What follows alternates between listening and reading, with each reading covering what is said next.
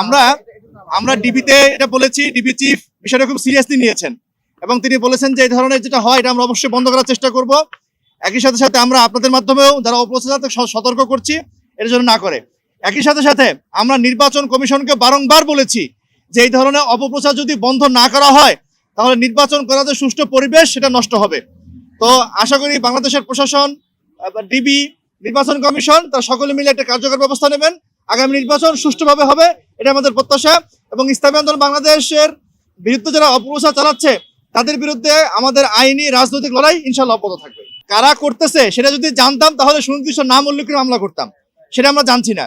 কিন্তু এখানে একটা বিষয় কাকতালীয় হওয়ার সম্ভাবনা আছে, সেটা হলো যে আমরা একটা নির্দিষ্ট সমঝোতায় ছিলাম, সেই সমঝোতাটা থেকে আমরা যখন চলে আসছি বা সমঝোতাটা সাস্টেন করে নাই তখনই অপপ্রচারটা বেড়েছে বলে মনে হচ্ছে।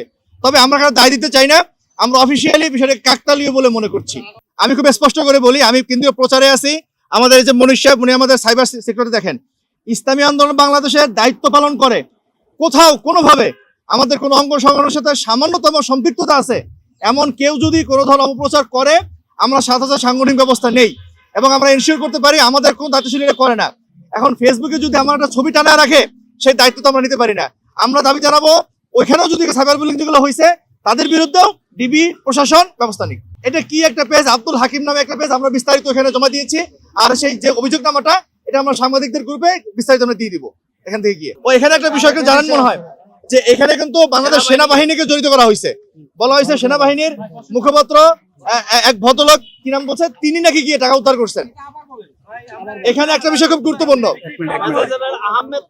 এখানে একটা বিষয় গুরুত্বপূর্ণ, সেটা হলো যে শুধু আমাদের বিরুদ্ধে অপপ্রচার করছে তা না, বাংলাদেশ সেনাবাহিনীর মেজর জেনারেল আহমদ আমিন খান সাহেব তিনি নাকি গিয়ে উদ্ধার করছেন এবং সেই ফুটেজে বাংলাদেশ প্রধানের সেনাবাহিনীর আর্মি চিফের ছবি পর্যন্ত ব্যবহার করা হয়েছে।